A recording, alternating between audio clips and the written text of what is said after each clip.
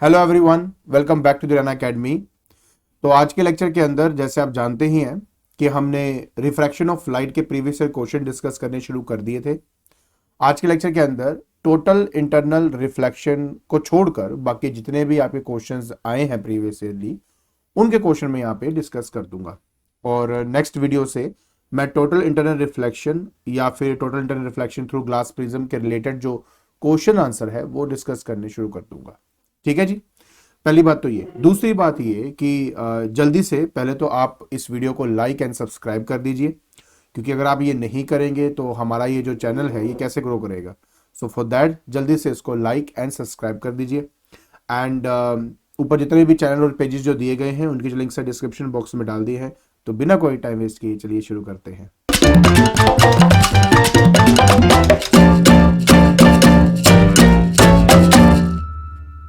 देखिए बेटा, हमने शुरुआत करनी है क्वेश्चन नंबर 26 के साथ। कहते हैं a stick partially immersed in water appears to be bend, draw a ray diagram to show the bending of a stick when placed in water and viewed obliquely from above. देखिए ये जो diagram है ये बहुत ही important diagram है, kindly इसकी अच्छे से प्रैक्टिस कर लेना। और जब आप इसको ड्रॉ करेंगे तो कुछ ऐसा सा दिखाई देगा। याद रखें कि इसको बनाने के लिए दो बातें भी हमेशा याद रखें इसके अंदर, जो इसमें बहुत ही ज़्यादा इंपॉर्टेंट है। पहली बात कि एरो लगाने बिल्कुल मत भूलना, पहली बात तो ये। और दूसरी बात, ये जो रेज ऑफ लाइट है जब आप उसको पीछे की तरफ लेके आओगे तो डॉटेड लाइन होना चाहिए, सॉलिड लाइन नहीं होना चाहिए। और ये जो पॉइंट पी डैश है ये जस्ट पी के ऊपर होना चाहिए। अगर ये दो बातें या तीन बातें अगर आप ध्यान में रखते हो तो आपका ये जो डायग्राम है बिल्कुल परफेक्टली बनेगा। तो ये बात ध्यान रखना, उसके बाद कोई इतनी प्रॉब्लम वाली बात नहीं है। ठीक है जी। तो ये हो गया 26 का आंसर। अब बात करते हैं 27 का। कहते हैं रे ऑफ मोनोक्रोमेटिक, मोनो मतलब सिंगल, क्रोमेटिक मतलब कलर। तो monochromatic light is incident from air on a glass slab. कहते हैं ड्रॉ अ लेबल्ड रे diagram showing the change in the path of रे till it emerges from the glass slab. अगर आपने मेरे previous जो दो वीडियोस मैंने अपलोड करी है अगर उसको ढंग से देखा है, समझा है, तो आपने देखा होगा कि ग्लास स्लैब के ऊपर जो ड्राइंग है वो कितनी बार आपको आ चुकी है। और हर बार मैंने आपको दो तीन बातें उसमें मेन मेन कही हैं। जैसे कि पहली बात तो यही है कि जब कभी भी आप अपने रे ऑफ लाइट को ड्रॉ करें, जैसे कि ये मेरा मान लीजिए यहाँ पे है ग्लास स्लैब, तो आपने जो मेन बात ध्यान रखनी है वो ये है कि जब एक इंसिडेंट रे फॉल करता है, ठीक है, ऑब्वियस है ये बेंड करेगा टुवर्ड्स द नॉर्मल पहले तो, और उसके बाद यहाँ से bend away from the normal है। तो मेन बात ये होती है कि ये जो इंसिडेंट रे की डायरेक्शन है और जो इमर्जेंट रे है ये दोनों आपस में पैरेलल होना चाहिए, ये बहुत इंपॉर्टेंट है। दूसरी बात, ये आपका एंगल ऑफ इंसिडेंस है, ये आपका एंगल ऑफ इमर्जेंस है। बात ये है कि ट्राई ये करें, मैं नहीं कहूँगी बहुत परफेक्टली आपका एंगल होना ही चाहिए, बट प्लीज ट्राई ये रखें कि आपका ये वाला एंगल और ये वाला एंगल जो है लगभग एक जैसा दिखे। क्योंकि इसका रीजन है, रीजन ये है कि आपका आई और ई जो है, जो एंगल आई है वो एक्चुअली में आपका एंगल ई के बराबर होता है। तो ये इसका रीजन है। दूसरी बात ये कि इसमें वो जो कहता है कि लेटरल डिस्प्लेसमेंट शो करो, तो लेटरल डिस्प्लेसमेंट के लिए इन दोनों के बीच में एक लाइन इस तरह से आप बनाएंगे, और ये जो आपका है this is your that is lateral displacement. ठीक है, तो इस तरीके से आप इसको यहाँ पे ऐसे शो कर दोगे। तो बहुत इजी है, बट काइंडली इसको बहुत ढंग से बनाना, तभी आप इसका प्रॉपर आंसर दे पाएंगे। बाकी मैंने आपके लिए पहले तो प्रॉपर यहाँ पे बना के दिखा दिया है। आप देख सकते हो कि एक एक चीज को प्रॉपर लेबल्ड किया हुआ है। आई और ई जो है वो आप देख सकते हो दोनों सेम होने चाहिए, और लेटरल डिस्प्लेसमेंट को भी शो किया हुआ है हमने। इसके अलावा जो इंसिडेंट रे है और जो हमारी इमर्जेंट रे है ये दोनों के दोनों आपस में पैरेलल होते हैं, तभी तो इसका angle of incidence angle of emergence के बराबर होता है। फिर कहता है मार्क द लेटरल डिस्प्लेसमेंट, वो तो मैंने ऑलरेडी डायग्राम में बना के आपको दे दिया पार्ट 1 के अंदर। आप देखना चाहें तो ये देख सकते हैं, देखिए मैंने ऑलरेडी यहाँ पे बना के दिया हुआ है आपको। ठीक है, तो इस तरीके से आपने इस क्वेश्चन का आंसर देना था। अब आते हैं क्वेश्चन नंबर 28 पे। कहता है how does the value of angle of deviation produced by prism change with the increase in the angle of incidence. ठीक है, पहले तो मैं आपको इसके बारे में ही समझा देता हूं। देखिए क्या है ना, जब आप एंगल ऑफ इंसिडेंस और एंगल ऑफ डेविएशन के बीच में जब आप ग्राफ बनाते हो, तो वो कैसा दिखाई देता है? देखिए ये हमारा यहाँ पे डेल है जिसको कहते हैं एंगल ऑफ डेविएशन, और ये मेरा एंगल ऑफ इंसिडेंस है, दैट इज आई। ठीक है, अगर आप इन दोनों के बीच में ग्राफ बनाते हो तो पहले हमें ये देखने को मिलता है कि जैसे जैसे आपका एंगल ऑफ इंसिडेंस बढ़ता है वैसे वैसे डेल की वैल्यू डिक्रीज होनी शुरू हो जाती है। फिर एक पॉइंट हमें मिलता है, एक ऐसा पॉइंट जहां पर डेल की सबसे मिनिमम वैल्यू हमें मिलती है, मतलब इससे छोटी वैल्यू डेल की हो ही नहीं सकती। तो ये डेल मिनिमम होता है, इसको एंगल ऑफ मिनिमम डेविएशन कहते हैं। इस पर्टिकुलर पॉइंट की सबसे बड़ी खास बात ये होती है कि यहाँ पे आपका angle of incidence angle of emergence के बिल्कुल बराबर हो जाता है, और रिफ्रैक्टेड रे हमारे, जैसे कि अगर ये प्रिज्म है मेरे पास, सपोज ये मेरा प्रिज्म है, तो जो ये रिफ्रैक्टेड रे मैंने बनाई है, ये रिफ्रैक्टेड रे और ये बेस एक दूसरे के बिल्कुल पैरेलल हो जाते हैं। तो ये इसकी खास बात है, ये याद होनी चाहिए। इसके बाद अगर मैं फर्दर इंक्रीज करता हूं एंगल ऑफ इंसिडेंस में तो फिर मेरा एंगल ऑफ डेविएशन फिर से बढ़ना शुरू हो जाता है, लाइक दिस आपका ग्राफ बन जाएगा। ठीक है, तो ये तो हो गया ग्राफ की बात करूं, और या फिर इसको लिखेंगे भी तो इसी तरह से कि initially with increase in angle of incidence angle of deviation decreases reaches to a certain value, that is the minimum value of deviation known as angle of minimum deviation, after which if we further increase the angle of incidence the angle of deviation also increases. तो इस तरह से आपको इसका answer लिखना पड़ेगा। दूसरी बात आती है कि वेवलेंथ पे ये कैसे आपका डिपेंड करता है। मैं आपको पहले एक बात क्लियर कर दूं कि जो एंगल ऑफ डेविएशन होता है ना आपका, वो directly proportional to refractive index होता है। मतलब जितना ज्यादा रिफ्रैक्टिव इंडेक्स होगा उतना ज्यादा उसका डेविएशन होगा। लेकिन जो रिफ्रैक्टिव इंडेक्स है वो आपका डिपेंड करता है वेवलेंथ के इनवर्सली में। तो मैं ये भी कह सकता हूं कि जो डेल है वो इनवर्सली प्रोपोर्शनल टू वेवलेंथ है। इसी वजह से अगर वायलेट एंड रेड की बात करूं तो वेवलेंथ ऑफ जो रेड होता है वो बड़ा होता है वेवलेंथ ऑफ वायलेट के। इसलिए deviation of red is less than deviation of violet. इसका इसका जो एविडेंस है वो इस बात को है कि अगर एक व्हाइट लाइट को पास किया जाता है कभी भी आपके किसी भी प्रिज्म के थ्रू, तो स्क्रीन में सबसे नीचे आपको वॉयलेट नजर आता है और उसके बाद आपको ऊपर रेड नजर आता है, क्योंकि सबसे ज्यादा जो डेविएशन है वो वॉयलेट की होती है और सबसे कम जो है वो डेविएशन जो है वो रेड की होती है। तो ये इसका एविडेंस हो गया एक तरीके से। बाकी आपको मैंने प्रॉपर आंसर यहाँ लिख के दे दिया है, अगर आप इसको ध्यान से देखेंगे तो आपको समझ में आ जाएगा। फिर आता है 29, कहता है prism deviates a monochromatic ray of light through an angle of del where the angle of incidence at the surface of the prism is I. कहता draw a graph showing the variation of del and I and on your graph show the angle of minimum deviation। जो मैंने आपको already बना के दिया था, आप देख सकते हो यही है वो। और इस तरीके से आपने इसको प्रॉपरली बना के, बेटा लेबलिंग करनी बहुत इंपॉर्टेंट होती है। एंगल ऑफ इंसिडेंस ऐसे शो करोगे, एंगल ऑफ डेविएशन यहाँ लिखोगे, एरो लगाओगे, ये छोटी छोटी बातें जरूर होती हैं बट इसी से आपको आपके मार्क्स मिलते हैं। अच्छा, उसके बाद वो क्या कहता है कि what is the relation between the angle of incidence and angle of emergence when the रे सफर्स मिनिमम डेविएशन। मैंने आपको बताया कि जब कभी भी एंगल ऑफ मिनिमम डेविएशन होता है तब आपका angle of incidence angle of emergence के बिल्कुल बराबर होता है। सो ये रहा आपका आंसर। ठीक है, इक्वल होंगे लिखा हुआ है, आप देखिए पढ़िए समझ में आ जाएगा। फिर हमारे पास आते हैं 4 मार्क्स वाले क्वेश्चन। अब यहां पर सबसे पहले आता है कि Jatin puts a pencil into a glass container and having water and is surprise to see the pencil in a different state, क्योंकि उसमें वो थोड़ा सा बेंड आ जाता है। So what change is observed in the appearance of the pencil. Obviously ये bend आ जाएगा, उसके अंदर name the from the refraction of light जो है रिस्पॉन्सिबल है इसके लिए, एंड ड्रॉ द रे डायग्राम। तो जो स्टिक वाला आपने डायग्राम बनाया था बिल्कुल आप सेम पेंसिल के लिए बना सकते हैं। तो सबसे पहले तो ये रहा आपका यहाँ पे आंसर, जिसमें स्पेसिफिकली लिखा हुआ है कि बेंड अपवर्ड, हमेशा जो शिफ्ट होता है वो हमेशा अपवर्ड डायरेक्शन में होता है। सेकंड पॉइंट क्या है कि ये रिफ्रैक्शन ऑफ लाइट की वजह से होता है, ये भी आपका यहाँ पे लिखा हुआ है। And the most important thing, ये डायग्राम, आप डायग्राम बनाते वक्त किस बात का ध्यान रखोगे, मैंने कहा था कि पीछे आने वाली जो रेज हैं ये डॉटेड लाइन होनी चाहिए आपकी। ठीक है, उसके बाद पी के जस्ट ऊपर ये आपका पी डैश होना चाहिए, तो मैं आपके लिए यहाँ पे डैश ले देता हूँ, ये पी डैश आपका होना चाहिए। बस इन 2 बातों का ध्यान रखेंगे तो कोई प्रॉब्लम नहीं आएगी आपको। ठीक है, अब बात करते हैं 31 की। कहते हैं a diagram given alongside shows a ray of light incident on an equilateral glass prism placed in a minimum deviation position okay ठीक है, then copy the diagram and complete it to show the path of the refracted ray and the emergent ray. आप जानते हो कि जब angle of minimum deviation होता है तो जो रिफ्रैक्टेड रे होती है आपकी, वो मेरे बेस के बिल्कुल पैरेलल हो जाती है, एंड उसके बाद फर्दर रे ऑफ लाइट आपकी बेंड करती है towards the base of the prism. But मजेदार बात यह है कि आपका angle of incidence angle of emergence के बिल्कुल बराबर होता है, तो इस बात का आप ध्यान रखेंगे और इसको आप कंप्लीट करेंगे। हाउ दे आर रिलेटेड, मैं अभी बार बार यही आपको बता रहा हूं। आप देख रहे हो बेटा कि एक ही टाइप के क्वेश्चन को कितनी बार अलग अलग तरीके से पूछा जाता है, तो जो क्वेश्चन आपको मैं बार बार बता रहा हूँ that means they are very very important. आप उसको दोबारा बना के देखो, उसको लिख कर देखो, और आपको अच्छी तरह ये आ जाएगा।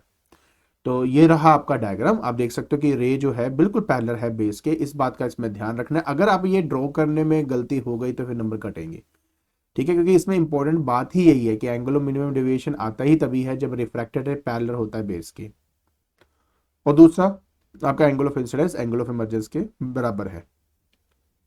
अब हम बात करते हैं क्वेश्चन नंबर 32 की। कहते हैं with the help of the well labelled diagram show that the apparent depth of an object such as a coin in a water is less than its real depth. इसके diagram देखो, आप already यहाँ पे देख सकते हो, बहुत ज्यादा इजी है। देखो मैं आपको सिर्फ बताने के लिए बता रहा हूँ कि क्या कैसे और जल्दी ये बना सकते हो। तो सबसे पहले आप ऐसे बीकर बना लोगे, बीकर बनाने के बाद पानी का लेवल ना थोड़ा यहाँ पर रखना बस, ठीक है, थोड़ा यहाँ पे रखना आपने।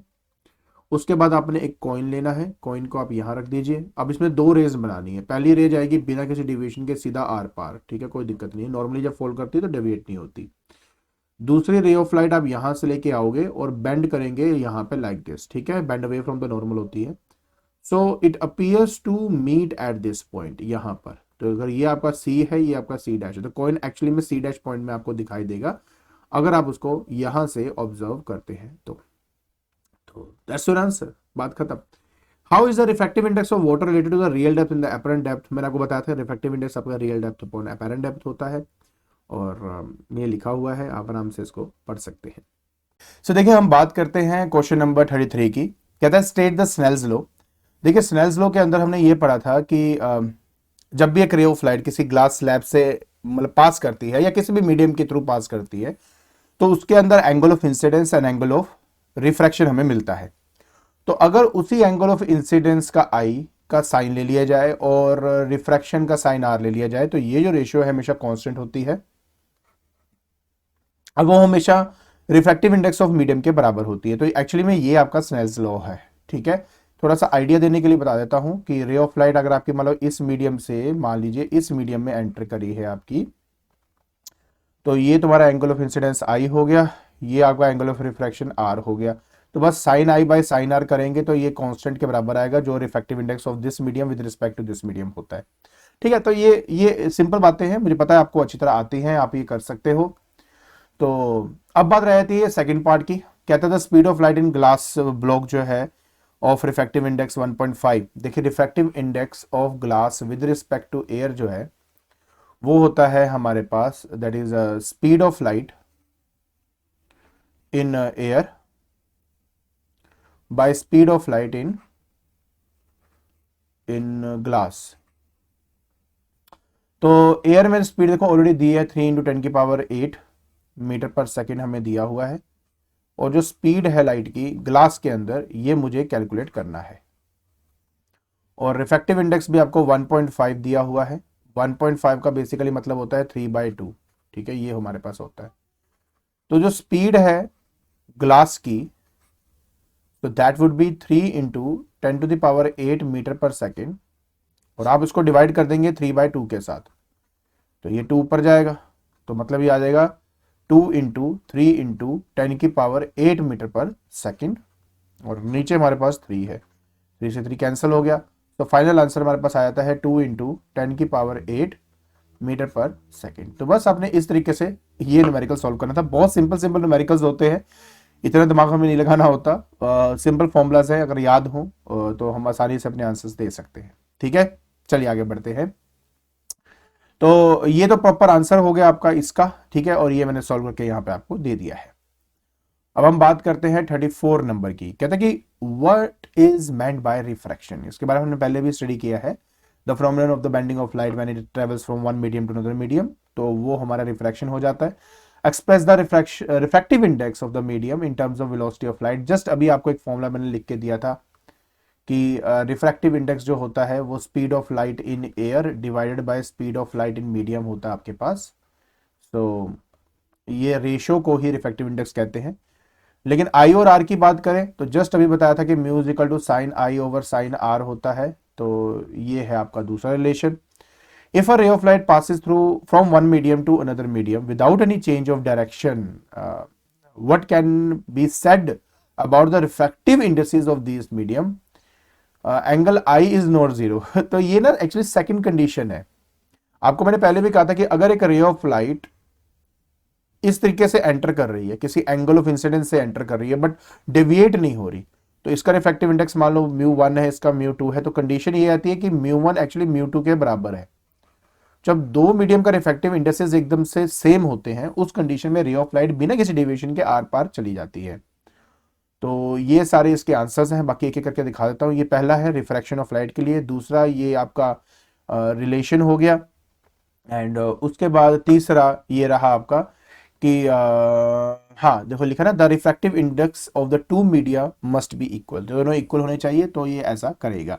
ये आप समझ लीजिए 4 मार्क्स वाले हैं ये क्वेश्चंस आपके, तो आपको आना चाहिए एक एक चीज, बहुत इंपॉर्टेंट है, ध्यान से समझे कैसे किया है। अब बात करते हैं क्वेश्चन नंबर 35 की। तो देखिए ये बहुत ही सिंपल न्यूमेरिकल है, ठीक है। ये वही न्यूमेरिकल है जो आपके बुक के अंदर आखिरी पार्ट, जो आखिरी न्यूमेरिकल है वो यही दिया जाता है, रियल डेप्थ और अपरेंट डेप्थ वाले पार्ट में है ये, ठीक है। उनके न्यूमेरिकल्स चेक करना, उसके एंड वाले में आपको ये दिया हुआ है। कहते हैं कि postage stamp appear raised bye का मतलब होता है शिफ्ट। जो शिफ्ट है वो आपका 7 mm आपको यहां पे दिया हुआ है। When placed under rectangular glass block of refractive index, तो आपको रिफ्रैक्टिव इंडेक्स ऑफ ग्लास दिया हुआ है विद रिस्पेक्ट टू एयर जो कि 1.5 है, इसको मैं 3/2 भी ले सकता हूं। कहता है कि find the thickness of the glass block. अच्छा, कई लोगों को अगर लगता है सर मैं इसको ऐसे कैसे लिख लेता हूं, तो मैं बता देता हूं। 1.5 को लिखा जा सकता है 15/10, 5 से डिवाइड करिए, 3/2 आपका बन जाएगा। कभी कभी ये फ्रैक्शन होना ईजी रहता है, जल्दी कैलकुलेशन हो जाती है, ओनली फॉर दैट रीजन मैं ये करता हूं। तो thickness of the glass block, thickness का मतलब हो गया कि ये आपसे रियल डेप्थ मांग रहा है एक्चुअलिटी के अंदर। देखो ना ग्लास स्लैब ये है आपका, अब इस ग्लास स्लैब के नीचे आपका ये स्टैंप यहाँ रखा हुआ है, ठीक है। तो वो थिकनेस मांगना है, मतलब ये क्या है कि ये रियल डेप्थ मांग रहा है, तो रियल डेप्थ हमसे मांग रहे हैं। तो आपको पता है कि जो शिफ्ट होता है वो आपका होता है real depth into 1 - 1/μ। So that's a very simple formula. तो रियल डेप्थ को एज इट इज रहने दूंगा, 1 - 1/μ की जगह पे आ जाएगा 3/2, ये आ जाएगा आपके पास। And finally real depth into 1 - 2/3 आपका हो जाएगा, ठीक है। ये 2 पर चला जाएगा। अब शिफ्ट जो है यहाँ पे आ गया 7 mm is equal to real depth, और 3 - 2/3 एलसीएम ले लिया 3 का ना, तो ये आ जाएगा हमारे पास। सो फाइनली आ जाएगा रियल डेप्थ इंटू 1/3। अब ये 3 को 7 से मल्टीप्लाई कर दीजिए, तो ये आ जाएगा 7 या 21, तो ये 21 mm आपके पास आ जाएगा एज अ रियल डेप्थ। तो ये है आपका इसका सही आंसर, ठीक है। क्योंकि mm में दिया तो mm में आप इसको छोड़ सकते हो, कोई प्रॉब्लम नहीं आएगी, आराम से आप अपना आंसर दे दीजिए। आई होप ये क्लियर हो गया, राइट। चलिए अब आपको लेके चलता हूं आपके नेक्स्ट क्वेश्चन की तरफ। अब हमारे पास 6 मार्क्स के क्वेश्चन आ चुके हैं। एक्चुअली क्या था कि अब जो पैटर्न है, पहले वाला पैटर्न तो यही था कि उसमें 6 मार्क का भी था, 10 मार्क का भी था, लेकिन अब के पैटर्न में आपसे 4 मार्क्स से ऊपर को क्वेश्चन नहीं पूछा जाता, बट क्वेश्चन कर लेते हैं, इससे हमारी नॉलेज ही बढ़ेगी। बात करने लगे हैं 36 नंबर क्वेश्चन की। A monochromatic point source of light O is seen through a rectangular glass block ABCD. Path of the two rays in and outside the block as shown in the figure alongside. So does the source at point O appears to be near or farther with respect to the surface AB? देखिए मैं आपको ना इसके बारे में 2 बातें बतानी मेरे लिए बहुत इंपॉर्टेंट है। पहली बात तो ये कि आप कहां से ऑब्जर्व कर रहे हो, वहां से डिसाइड होगा कि एक्चुअलिटी में ये जो आपका O पॉइंट है वो दूर जाएगा कि नजदीक जाएगा। आई टेल यू कैसे मतलब है मेरा। पहली बात तो मान लेता हूं कि ये ग्लास स्लैब है, तो ग्लास स्लैब के अंदर से तो आप ऑब्जर्व नहीं कर सकते, लेकिन मान लो अगर ये पानी होता और पानी के अंदर मान लेते यहां पर एक फिश होती, सपोज ये आपकी फिश होती, सिर्फ आपको समझाने के लिए कर रहा हूं मैं, ताकि अगर कोई और क्वेश्चन आएगा तो यू मस्ट नो कि कैसे इसका आंसर आपने देना है। ठीक है, तो इस केस में क्या है कि अगर ये मेरे पास एक ऑब्जेक्ट है तो यहां से एक रे ऑफ लाइट सीधी नीचे आएगी बिना किसी डिवीजन के, वो चला जाएगा, ये तो आपको पता ही है। और दूसरा आपको ये भी पता कि एक रे ऑफ लाइट जब यहां आएगी तो ये बेंड होगी टुवर्ड्स द नॉर्मल, और बेंड होने की वजह से वो यहाँ पे इसकी आंख में लाइट एंटर करेगी। जब इसकी आंख में लाइट एंटर करेगी तो इसको ऐसा लगेगा कि एक्चुअली में रे ऑफ लाइट जो है वो पीछे से कहीं से आई है, यहां से कहीं से, और यहां पर कहीं जाकर आपको आपका ओ डैश जो है वो दिखेगा। तो मतलब आप देख सकते हो कि अगर ऑब्जर्वर मीडियम के अंदर है, डेंसर मीडियम के अंदर है, तो उसको जो पॉइंट है वो अवे फ्रॉम ए बी नजर आएगा, अगर वो उसके अंदर है तो। लेकिन इस कंडीशन में रे बाहर निकल रही है, तो अगर यहां से ऑब्जर्व करूंगा तो उल्टा इफेक्ट दिखता है। अब मन में आएगा कि सर उल्टा इफेक्ट क्यों दिखेगा, चलिए मैं आपको उसका भी एग्जांपल देके दिखाता हूं, शायद आपको क्लैरिटी हो जाए मैं क्या बोलना चाहता हूं आपको। कि जस्ट ए मिनट बेटा, मैं पहले इसको अच्छे से यहाँ पे इरेज कर दूं ताकि आपको क्लैरिटी हो जाए क्या मैं बोलना चाहता हूं। देखिए, तो मैं ये कह रहा था कि इस कंडीशन में क्या हो रहा है, ये देखिए इस कंडीशन में आपका क्या हो रहा है, ये आपका हो गया ऑब्जेक्ट, ये रे ऑफ लाइट सीधी चलेगी बिना किसी डेविएशन के, कोई इशू है ही नहीं इसमें। अब इसी को ही रेप्लिका कर रहा हूं मैं, ठीक है, ताकि आपको थोड़ा सा समझा सकूं कि मैं क्या बोलना चाहता हूं। ये देखिए यहां, तो अगर अब मैं यहां से अगर इस चीज को ऑब्जर्व करूं बाहर से, तो इसके हिसाब से रे ऑफ लाइट कहां से आई है, इस पॉइंट से आई है, इसलिए ओ डैश यहां हो जाएगा। तो मेरे कहने का मेन मतलब क्या है कि अगर आप अंदर से ऑब्जर्व कर रहे हो तो आपको ये जो पॉइंट है ऊपर अवे नजर आएगी, अगर आप डेंसर से ऑब्जर्व कर रहे हो। लेकिन अगर आप रेयर से ही ऑब्जर्व कर रहे हो, बाहर वाली साइड से ऑब्जर्व कर रहे हो, तो ये शिफ्ट करती है टुवर्ड्स द ए बी। तो इस कंडीशन में कुछ बोला तो है नहीं, बट मैं डायग्राम में देख सकता हूं कि रे ऑफ लाइट बाहर निकल चुकी है, तो मैं कहूंगा टुवर्ड्स ए बी। हाँ नीरर, वही मैंने कहा ना कि कहां से ऑब्जर्व करते हैं, ये बहुत इंपॉर्टेंट है समझना, तभी आप इसका आंसर प्रॉपर दे पाएंगे। फिर आता है सेकंड, कहता है कि how does the shift depends on the thickness of the block. मैं आपको सीधा आंसर दे देता हूं कि ये देखिए, पहले तो पहली बात है कि ये इंक्रीज होगा आपका, ठीक है, डायरेक्टली प्रोपोर्शनल है। और ये चीज हमें कहां से मिलती है, अगर आप देखेंगे शिफ्ट के फॉर्मूले को, तो शिफ्ट का फॉर्मूला होता है रियल डेप्थ इंटू 1 - 1/μ। ये जो रियल डेप्थ है ना, एक्चुअलिटी में यही थिकनेस होती है किसी भी ग्लास स्लैब की अगर मैं बात करता हूं। तो रियल डेप्थ और शिफ्ट देख सकते हो डायरेक्टली प्रोपोर्शनल है, तो रियल डेप्थ जितना ज्यादा होगा मतलब थिकनेस जितनी ज्यादा होगी, शिफ्ट उतना ही आपका ज्यादा हो जाता है। ठीक है, इसके बाद नेक्स्ट आता है justify your answer with the help of the appropriate ray diagram as shown in the part 2। Okay, A D, हाँ ठीक है ठीक है, मेक सेंस, अभी बता दो कैसे करेंगे। तो अब इसमें दो डायग्राम बनाएंगे तो बेटर है। सबसे पहले काम करना, जो पहला डायग्राम होगा ना, उस पहले डायग्राम के अंदर थिकनेस थोड़ी कम रखना, और अगले वाले में क्या करना, थिकनेस बढ़ा देना। देखो तभी आप बता पाएंगे ना बेटा फर्क पड़ा कि नहीं पड़ा आपका।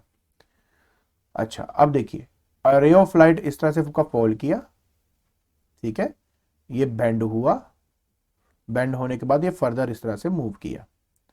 तो जब मैं इस चीज को ड्रॉ करता हूं तो ये आपकी आ गई लेटरल डिस्प्लेसमेंट। अगले केस में उतना ही सेम एंगल रखेंगे, ठीक है, बेंड हुआ, और बेंड ना एक्चुअली ज्यादा नीचे हो जाता है ये, क्योंकि थिकनेस बढ़ गई ना, जिस चलते अगर आप देखोगे ध्यान से तो अब इन दोनों के बीच में जो गैप है वो बढ़ चुका है। तो देखा, थिकनेस बढ़ाने से लेटरल डिस्प्लेसमेंट आपकी ऑटोमेटिकली क्या है वो इंक्रीज हो गई है। तो बस आप इस तरीके से इसको शो कर देंगे, एरो लगाना मत भूलना। ठीक है जी, फिर कहता for the same glass block which colour from the visible spectra will produce the maximum shift. तो एक बार बता देता हूं कि जो शिफ्ट है वो रिफ्रैक्टिव इंडेक्स के डायरेक्टली प्रोपोर्शनल होती है। जो शिफ्ट है वो डायरेक्टली प्रोपोर्शनल है मेरे रिफ्रैक्टिव इंडेक्स से, और रिफ्रैक्टिव इंडेक्स इनवर्सली प्रोपोर्शनल है वेवलेंथ के। तो जिसका सबसे कम वेवलेंथ होगा, जो कि वायलेट होता है, तो उसकी शिफ्ट सबसे ज्यादा होगी आपकी। और रेड जो है, जिसकी वेवलेंथ सबसे रेड की वेवलेंथ क्या है आपकी, सबसे ज्यादा है, तो उसकी शिफ्ट सबसे कम होगी। तो आप देख सकते हैं वॉलेट जो है रिफ्रैक्टिव इंडेक्स ज्यादा है as compare to this one, तो लिखा है ना यहाँ पे, so therefore violet colour in the visible spectrum will produce the maximum shift. जैसे मैंने आपको समझाया वो सारी बातें यहाँ पे लिखी हुई हैं। अब बात करते हैं 10 मार्क क्वेश्चन की। इसमें काफी पार्ट्स आ जाते हैं, तो एक एक करके हम जल्दी से डिस्कस करते हैं और ये पार्ट यहीं पे खत्म करें। तो सबसे पहले आता है कि ये डायग्राम आपको दिया हुआ है, तो कहता है कि does the light speed up और slow down in glass. Of course slow down, क्योंकि मोर ऑप्टिकल डेंसर है, इस वजह से वो स्लो डाउन हो जाएगा। और दूसरी कहानी, मुझे कैसे पता कि ऑप्टिकल डेंसर है एज कंपेयर टू लिक्विड? एक सिंपल सी बात बता देता हूं। जब रे ऑफ लाइट आपकी एंटर हुई तो ये बेंड हुई टुवर्ड्स द नॉर्मल, और टुवर्ड्स द नॉर्मल सिर्फ तभी हो सकता है अगर ये ऑप्टिकल डेंसर हो एज कंपेयर टू लिक्विड। तो इसकी वजह से मुझे पता लग गया, और मैंने कहा कि स्पीड इसकी कम ही होगी। Give reason for your answer मैंने बता ही दिया। कहता what is the angular deviation of the emergent ray from the glass block with respect to the incident ray. Answer हमेशा 0 होता है, क्योंकि इमर्जेंट रे और जो इंसिडेंट रे है ग्लास स्लैब से जब भी पास करेंगी they are always parallel to one another, और क्योंकि एक दूसरे के पैरेलल होते हैं इसलिए एंगल ऑफ डेविएशन 0 हो जाता है आपका। बाकी ये आपके आंसर है, ठीक है। गिव रीजन का सारा आंसर यहाँ पे आपको दिया हुआ है, आप ध्यान से देख सकते हो। देखिए यहाँ पे लिख रहा है नो एंगुलर डेविएशन, तो मैंने बताया है आपको कि दोनों पैरेलल होते हैं तो इसकी वजह से डेविएशन नहीं होती है। सो देखिए बेटा, अब थर्ड पार्ट की बात करते हैं। कहता है show with the help of the रे डायग्राम द पाथ ऑफ रे when incident normally on the first surface of the glass block through the block and the liquid. Okay, so basically क्या है यार कि आप पहले इसको एज इट इज बना लीजिए, जैसे आप देख ही रहे हो यहाँ पर। ये देखिए मैं ऐसे बनाने की कोशिश कर रहा हूँ, कुछ भी नहीं करना है यार। रे ऑफ लाइट को नॉर्मली फॉल करवाना है लाइक दिस, और आपको पता है बिना किसी डेविएशन के रे ऑफ लाइट आपकी चली जाती है जब भी नॉर्मली फॉल करता है किसी भी सरफेस के अंदर।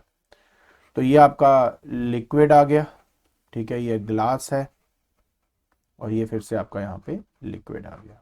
तो ये है आपका, ठीक है। तो ये करना था आपने।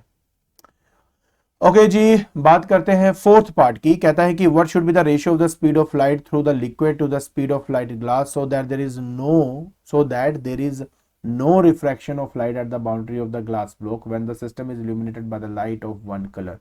तो बट लाइट स्पीड सेम होनी चाहिए, बात खत्म है। अगर स्पीड सेम नहीं है तभी तो रिफ्रैक्शन होती है, ठीक है।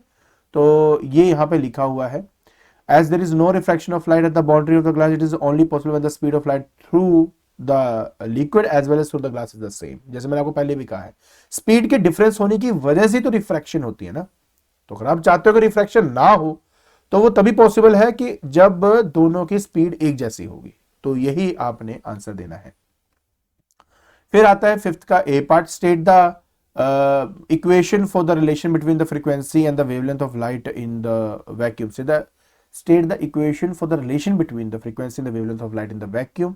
देखिए बहुत सिंपल है, v is equal to f lambda, ये आपका फॉर्मूला है। Speed is equal to frequency into wavelength. So what is the relation between the angle of incidence in the liquid and the angle of refraction are in a glass? तो refractive index of glass with respect to liquid will be equal to sine of i divide by sine of r. इस तरह से आपने अपने answer देने हैं। बाकी ये मेरा ए पार्ट का आंसर है और ये मेरा बी पार्ट का आंसर हो गया। आई होप आपको अच्छी तरह समझ में आ गया होगा कि किस तरीके से आपने इन सारे क्वेश्चनों के आंसर देने थे, ठीक है। तो आज के लेक्चर के अंदर हमने refraction of light except the total internal reflection and critical angle, उसको छोड़ दो, उसके अलावा जितने भी इसके प्रीवियस क्वेश्चन थे वो हमने डिस्कस कर लिए हैं। आई होप आपको अच्छी तरह समझ में आ गया होगा कि किस तरीके से आपने इन क्वेश्चंस के आंसर देने हैं। और हाँ, अगर आपको ये वीडियो पसंद आती है तो प्लीज इसको लाइक करें, सब्सक्राइब करें। बट आज के लिए बस इतना ही। Thank you so much.